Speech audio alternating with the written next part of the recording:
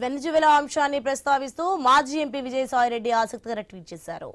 అమ్ముడుపోయిన కోట్రీల మధ్య బందీలుగా ఉన్న ప్రజానాయకులు ఆలోచించుకోవాలని సూచించారు. భవిష్యత్తులో ఏం జరగబోతుందో ఇప్పటికైనా గుర్తించాలన్నారు.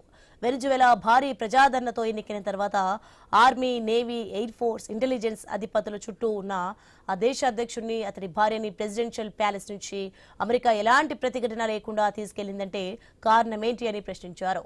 వారంతా అమ్ముడుపోవడమే కదా అని పేర్కొన్నారు.